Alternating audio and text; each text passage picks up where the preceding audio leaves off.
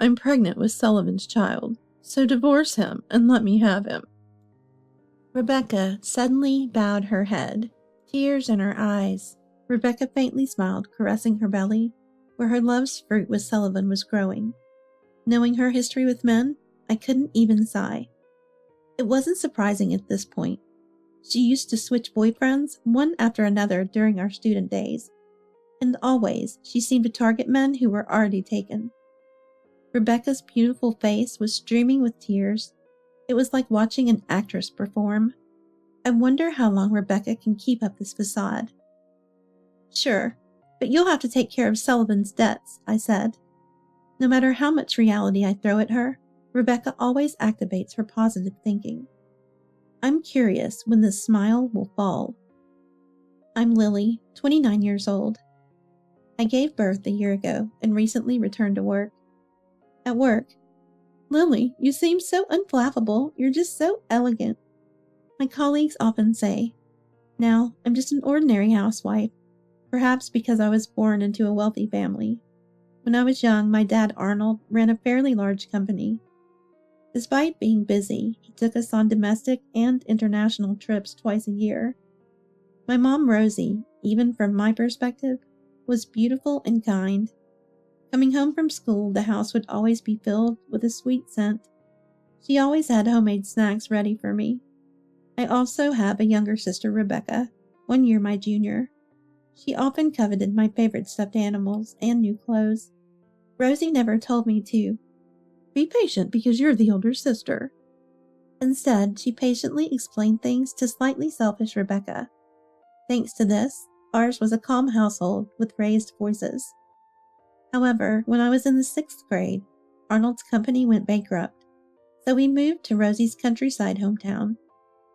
From a famous urban private school to a rural public one, everything about our lives changed.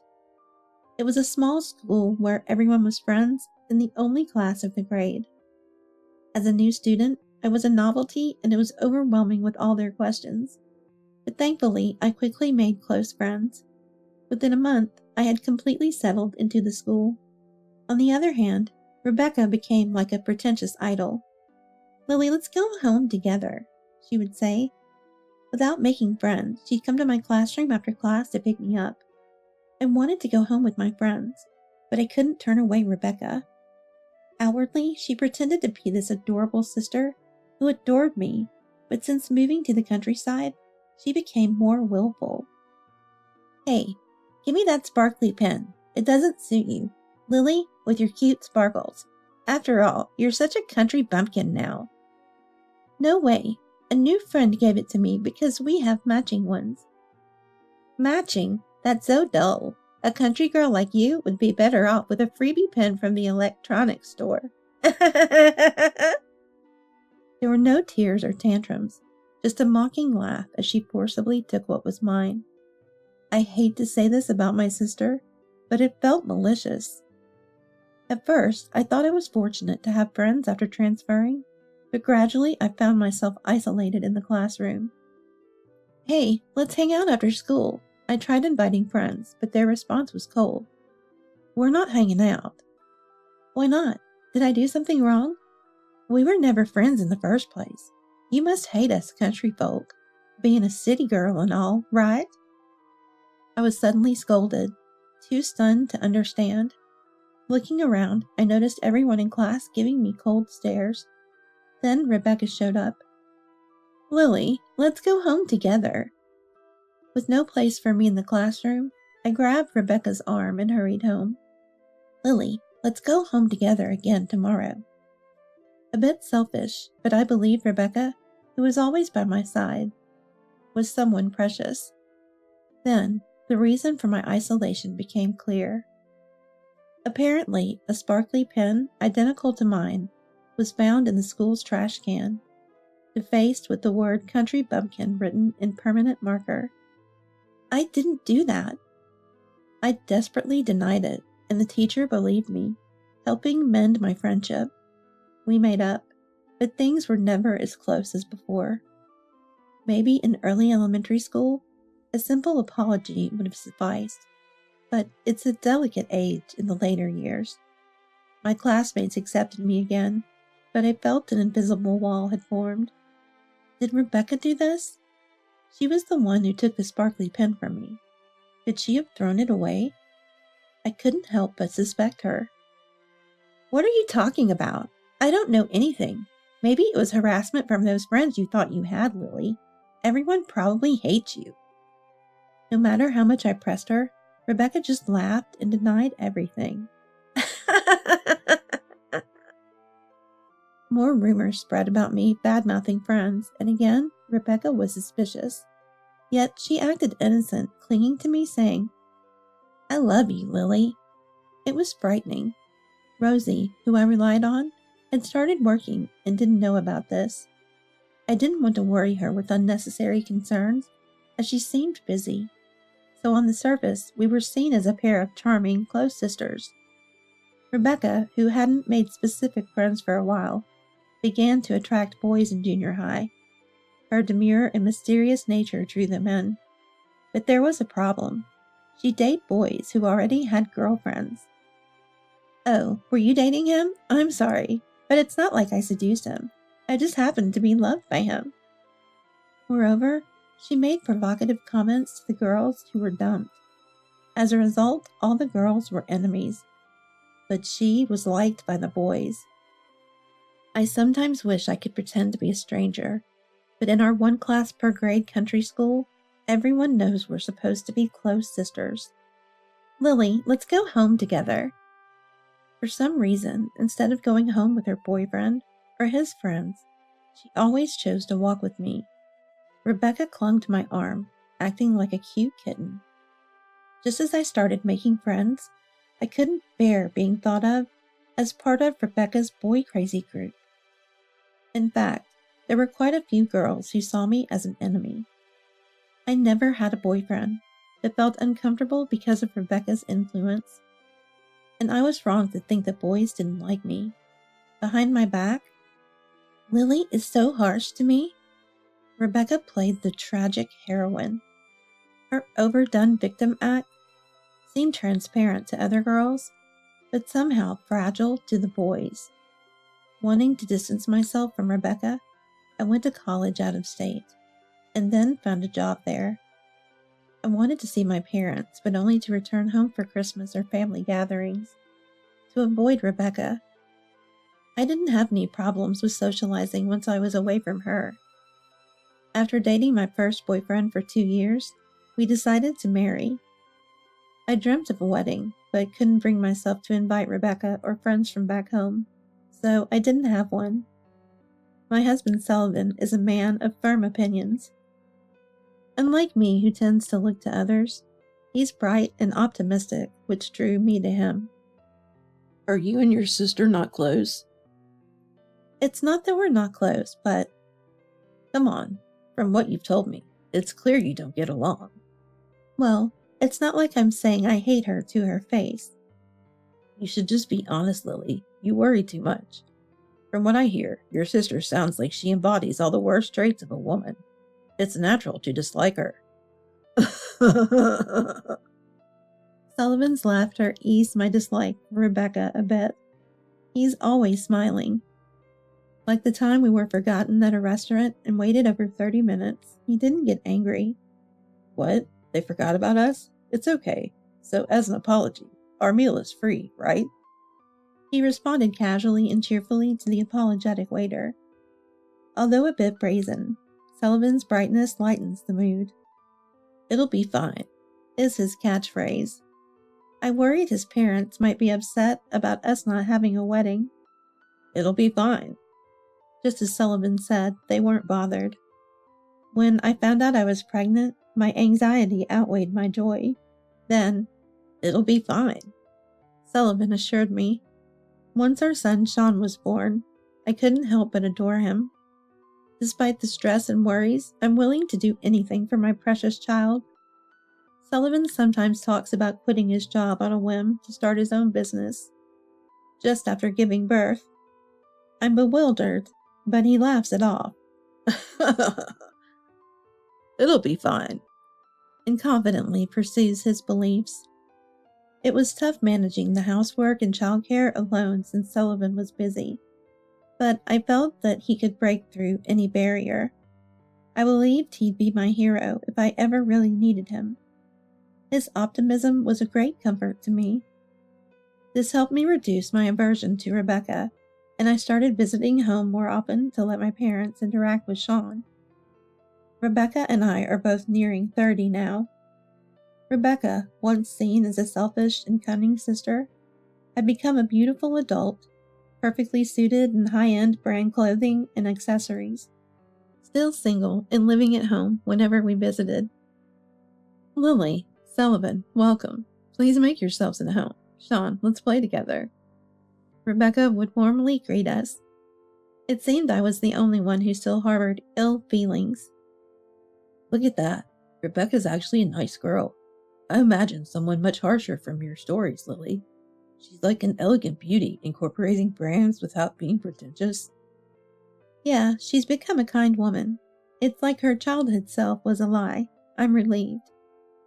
Lily, are you mean? Jealous of cute Rebecca? Putting her down won't raise your stock, you know. His words hurt me, but they made me realize I had painted a negative picture of Rebecca to Sullivan. Social Sullivan quickly grew close to Rebecca and our parents. Oh, Arnold, you used to run a company. I'm a business owner now, too. Really? That's impressive. It's in distribution. It's deep. Trusting my eye to source top-quality goods. It's exhilarating when they hit big. I'm not cut out for being an employee. Becoming an entrepreneur, that's the best feeling. Rebecca and my parents praised him, seemingly impressed. But Sullivan was so boastful that I discreetly cautioned him. He frowned displeased. What's up with that? You're so worried. Opposing my independence? It's not right for a wife to meddle in her husband's business. Right, Arnold? Arnold just shrugged, non-committally.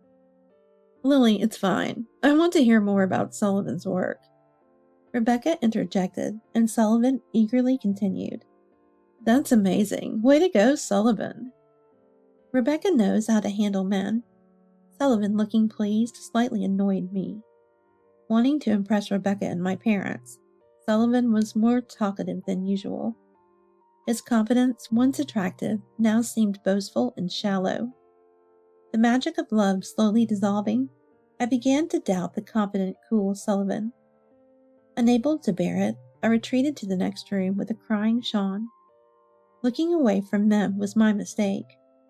Sullivan and Rebecca had apparently grown close. One Sunday, while Sean and I were relaxing, Rebecca suddenly appeared and bowed her head. Lily, I'm sorry. Please break up with Sullivan. I'm carrying the child of our love. What? As soon as she entered the living room, Rebecca, with tears in her eyes, made her appeal. Wait a minute. I don't understand. Sullivan, my husband? Tearful Rebecca faintly smiled at my confusion and said, Yes, your husband, Lily. Sullivan. I'm pregnant with Sullivan's child, so please divorce him and let me have him. I felt a chill spread through my body. Rebecca hadn't changed at all. I knew all too well about her history with men, so I couldn't even sigh. I wasn't surprised anymore.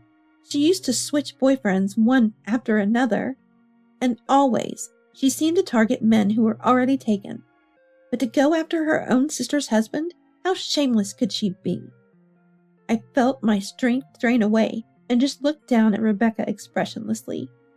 Rebecca was crying with a beautiful face, like an actress performing. I wonder how long she can keep up this act. Lily, I'm sorry. I didn't mean to hurt you. It just so happens that the man who loved me is your husband. Oh, I know it sounds like an excuse. I'm wrong, and all I can do is apologize sincerely. I'm sorry for taking away someone important to you. Her insincere words were followed by more tears. But did Sullivan really betray me and have an affair with Rebecca? As if reading my thoughts, Rebecca slightly raised her face. Lily, I think I'm wrong too, but you're not innocent. Sullivan said you don't understand his work. He's trying hard as a businessman, and you're not fulfilling your duties as a wife. Instead, working a side job for pocket money? It's too much that you're not supporting busy Sullivan. Sullivan said that? Rebecca lifted her chin slightly and replied, Yes, he confided in me. He also says this. Lily has completely become a mom since having Sean, abandoning her womanhood. But I've been working hard at my job and with child rearing. But before I could finish, Rebecca interrupted. Lily, just stop. It's unseemly. You said you're working hard at parenting, but Sean is already over a year old and playing alone right now. Even though you leave him at daycare, what are you working so hard for? This is what Sullivan said. Rebecca took a breath and looked me straight in the eye. Lily, you've taken Sullivan's kindness for granted. It's no wonder he's changed his heart to another woman. I fully understood Rebecca and Sullivan's feelings. I was foolish to believe Sullivan would come to my rescue when needed.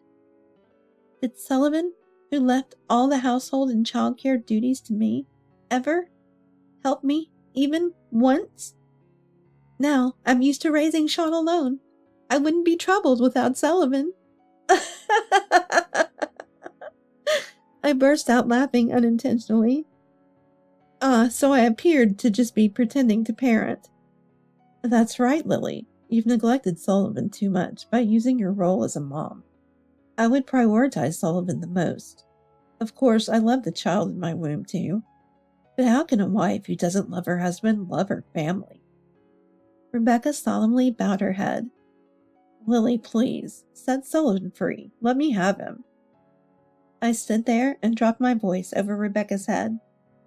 Fine, but please take care of Sullivan's debts. Rebecca turned to me with a shocked expression. It seemed like she didn't know after all. Sullivan has debts. They've ballooned to $60,000 in just a year. Rebecca, with wide eyes, like a small animal, tilted her head. That's for you to pay. No way. Sullivan's debt should be paid by Sullivan, right? Rebecca, who had been maintaining her composure, now furrowed her brow tightly. Stop it. You're the worst, Lily. How much more will you leech off Sullivan? You probably can't forget the luxuries of your childhood. It must have squandered money, right? I can't believe you've accumulated so much debt. I interrupted her rant. Rebecca, were you listening? I said it's Sullivan's debt. He talks big about independence in business, but in reality he's drowning in debt. Wait, are you talking about a loan from a bank? I understand that running a company requires a substantial amount of money. What's $60,000 anyway? It's a debt from consumer finance. What? Why? Rebecca's mouth twisted. But Sullivan said he just landed a big deal. His work is going perfectly. Oh, right. He did well recently, remember? That very famous card game? Rebecca's eyes lit up again. Wow, Sullivan works in gaming.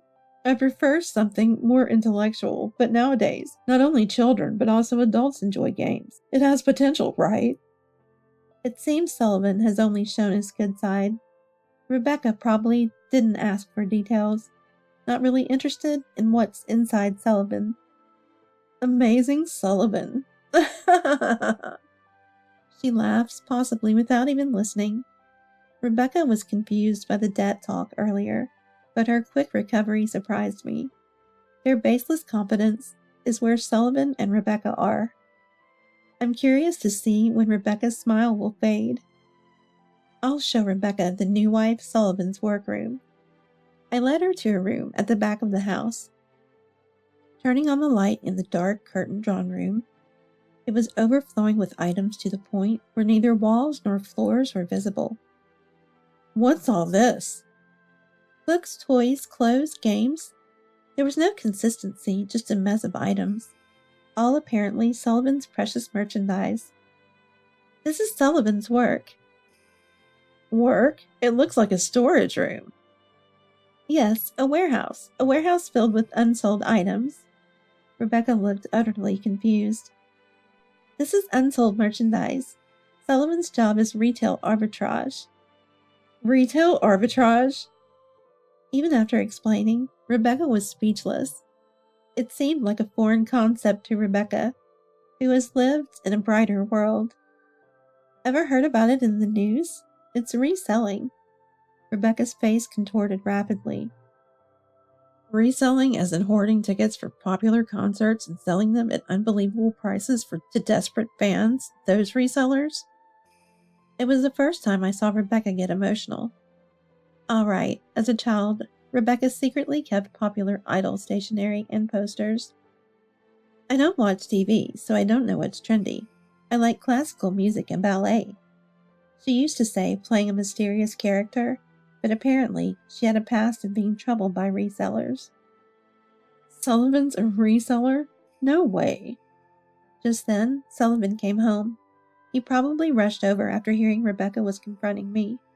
Rebecca grabbed him. Your job is reselling? Is that true? Sullivan looked into her eyes and answered earnestly. What I do is retail arbitrage. I don't know what lies Lily has told you, but it's a respectable distribution business. It's a tough job that requires the ability to discern market trends. So it's different from reselling. Well, yeah. Sullivan, slightly awkward, embraced Rebecca to cover up. Don't worry. I'll become a big shot in this world. I'll make you happy, Rebecca. Sullivan. The love drama with actress Rebecca had its male lead. Rebecca gazed passionately at Sullivan. As the two were lost in their world, I decided to bring them back to reality. Before Sullivan, the warehouse will become big. The smiling couple froze.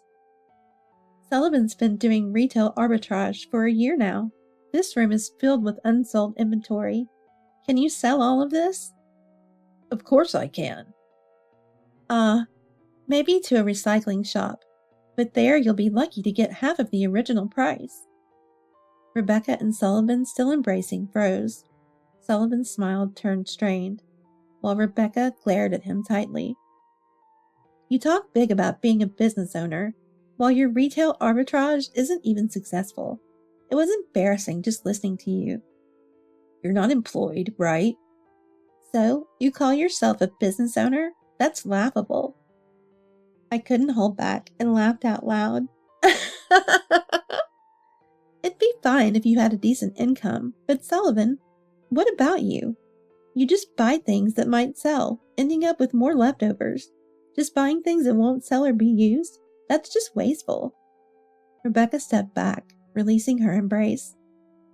Rebecca, it's different. I've had constraints because of Lily's disapproval, which hindered my work. With you, it'll work out. Definitely, definitely.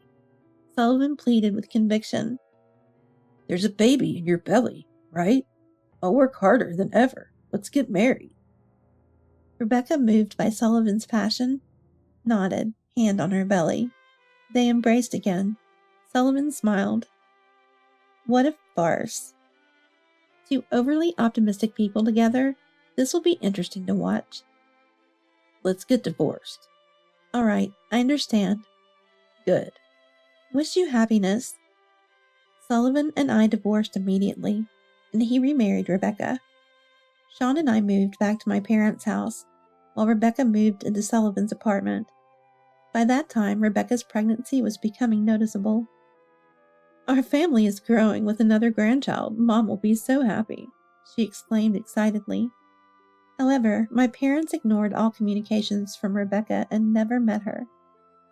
Mom and Dad are surprisingly stubborn, Rebecca remarked. She seemed to think that they would change their attitudes once the baby was born, and didn't seem too concerned. Meanwhile, Sullivan's marriage wasn't what he had expected. Doesn't Rebecca have any money? Just 3 days after getting married, he actually came to confirm with me. Apparently, he had perceived Rebecca as a wealthy lady. Rebecca's behavior hadn't changed since our family was affluent during our childhood. She couldn't accept the reality of our family's financial downfall. That's why she distanced herself from school friends and always acted pretentiously. Even though our family was just an ordinary, rather poor household, But Rebecca always wears branded stuff. Sullivan protested. Yes, but most of those are probably fake. Rebecca works as a temp worker. She doesn't have that kind of money. Fake? I can't believe it. I thought I was marrying a rich, kind, beautiful woman instead of Rebecca. You didn't appreciate my efforts? I've been deceived. Sullivan, who had been posing as a successful businessman, despite not making any profit, was just as deceitful. Rebecca probably wanted to marry for money as well. She would soon realize Sullivan's true nature and regret it. I thought I could be supported by Rebecca. Maybe you should stop retail arbitrage and get a real job. You couldn't even tell Rebecca's branded items were fake. Shut up. They looked real to me. Only real. Sullivan held his hand in despair, but suddenly seemed to have an idea. I had a feeling I knew what he was thinking. He nodded to himself with a scheming look. Maybe I'll try branded goods next time, he mused. I almost warned him, but swallowed my words. It's not my concern anymore. Half a year later, Sullivan and Rebecca rushed to our family home. Arnold tried to turn them away, but they were crying and making a scene. To avoid causing a neighborhood disturbance, we reluctantly let them in. We need money. They were difficult to understand through their tears, but it seemed they were in financial trouble. They had been selling fake branded items as genuine, and now buyers were demanding refunds. They had spent lavishly, thinking the fakes would sell well. Now they were being pressed for refunds and had no money left. We don't have any money to lend you, Arnold said calmly. Dad, how can you not help your own daughter in trouble? They're threatening to sue us if we don't refund them immediately. Even as Rebecca pleaded, Arnold just shook his head sadly. Why not just make another loan? You've been doing it for purchases all along, so it shouldn't be a problem now, right? I suggested. Sullivan scratched his head. I can't borrow anymore. Incredibly, he hadn't used any of his earnings to pay off his debts. He had even taken loans to buy fake branded goods, but only paid the interest. The debt that was $60,000 at the time of our divorce had ballooned to who knows how much. Wow, glad I divorced, I exclaimed unintentionally. Rebecca then turned on me. What do you mean by that? Why did you push such a debt-ridden man onto me? I'm getting divorced too. I don't need this kind of man. What, Rebecca? You were enthusiastic about selling fake brands. It's your specialty. You did most of the purchasing and selling, Sullivan retorted. Shut up. Sullivan has no sense for retail arbitrage. I was the one making a profit. You should be grateful. Rebecca snapped back. What a perfect match they were. Seeing Rosie silently suffering, Rebecca targeted her next. Mom, the baby is born. It's cute, right? You want to meet your grandchild, don't you? Lend us money if you want to see it. No way. Rosie refused. You're discriminating against your grandchild. How cruel, Rebecca exclaimed. Rosie, unable to hold back any longer, raised her voice. Enough! He's the man you stole from Lily, right? If you want to fix the debt, work for it. How dare you show your face here?